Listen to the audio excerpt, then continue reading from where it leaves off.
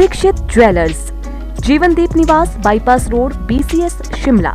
हिमाचल के मुख्यमंत्री सुखविंदर सिंह सुक्खू और मंडी लोकसभा हलके की कांग्रेस प्रत्याशी विक्रमादित्य सिंह ने मंगलवार को रामपुर के नीरथ नामक स्थान में हिमाचल किसान सभा द्वारा आयोजित लुहरी परियोजना प्रभावित किसानों के सम्मेलन में हिस्सा लिया। इस दौरान परियोजना प्रभावितों की विभिन्न मांगों एवं समस्याओं पर चर्चा हुई। वहीं हिमाचल किसान सभा के सचिव एवं पूर्व विधायक राकेश सिंघा ने लुहरी परियोजना प्रभावितों की 8 सूत्रीय मांग पत्र को रखा।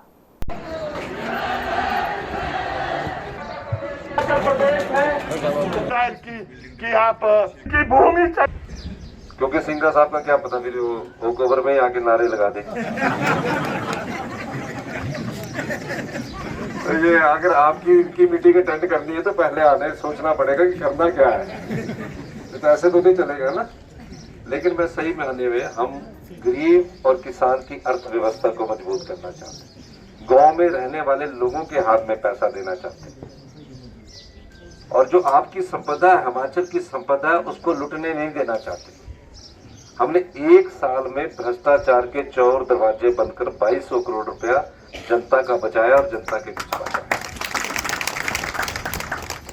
हमारे यहाँ 19 लाख परिवार रहते हैं और 90% हम गांव में रहते हैं। अब गांव में रहने वाले के हाथ में पैसा कैसे आए, इस बारे में विचार किया जाए। आपको दूध का रेट 2 रुपए बढ़ता था, हमने दूध के रेट पे एक ही बार में 13 रुपए की बढ़ोतरी की। मांगे हैं जिसमें 900 मीटर का दायरे की जो शर्त है, जो और जगह जो शर्तें लगी है, उसी आधार पर आपको मुआवजा भी मिलेगा और उसी आधार पर हम आपको आगे की लड़ाई भी लड़ेंगे। जो तुम हमारे करने का है उसमें आपको सहयोग भी मिलेगा। एक घर में अगर दरार पड़ जाए, बड़ी मुश्किल से एक घर बनाता है हिमाचल में एक परिवार का, बड़ी मुश्किल से पाई पाई जोड़कर उसका घर बनता है, प्लास्टिक से दरार पड़ जाती है, टूट जाता है, उसमें सीमेंट भरवाते ही टाइम लग जाता है, लेकिन नुकसान तो नीचे से हो जाता है। उसके लिए भी मुआवजे के लिए मैंने अभी आपकी ये मांग को चीफ सेक्रेटरी साहब को बोल दिया है और उसमें लिख भी दिया है कि इसको सेटल करना है, ये नहीं लटकाना नहीं है। प्रोजेक्ट से देने को मना किया है, हमने उसको चैलेंज किया। लाडा आपको देने को मना किया, हमने उसको चैलेंज किया। और मैं पावर मिनिस्टर से दिल्ली में भी मिला, अब हमारी लड़ाई कोर्ट में भी है और मैंने कहा कि अगर ये हमको उसमें हिस्सेदारी नहीं देते तो हिमाचल प्रदेश सरकार इसको टेक ओवर कर सकती है, जितना भी उन्होंने काम किया, क्योंकि इसमें हमको मिल ही कुछ नहीं रहा। और यहाँ आके तो मैं ये पा रहा हूँ कि ये दे ही कुछ नहीं रहे। अब जो पोल्यूशन का दायरा है, जैसे भेड़ बकरी, उसकी कोई सीमा थोड़ी है, हवा कहाँ लेकर खींच कर ले जाएगी।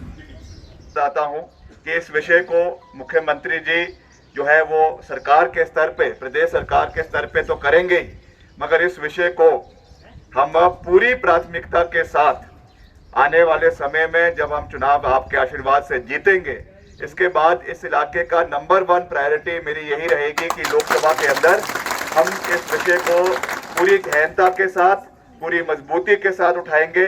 चाहे वो SJVNL के अधिकारी तो यहीं पर ही है, उनसे तो बात करेंगे ही, मगर जो इनके केंद्रीय जो है इसके जो इलेक्ट्रिसिटी के जो हमारे मंत्री हैं, उनके भी और भी जो आला अधिकारी हैं, उनसे भी इस विषय पे बात किया जाएगा। और प्रोजेक्ट के साथ साथ चाहे वो रोजगार की, स्थानीय पंचायत के लोगों को, अफेक्टेड पंचायतों के प्रधान जो हमारे लोग हैं, उनको रोजगार की बात है। जो हमारा यहाँ पे इतना नुकसान हमारे बागवानों को, किसानों को हो रहा है, पर्टिकुलरली जो हमारा सेब के बगीचों में फ्लावरिंग की जो समस्या आ रही है, ये भी एक बहुत चिंता का विषय है।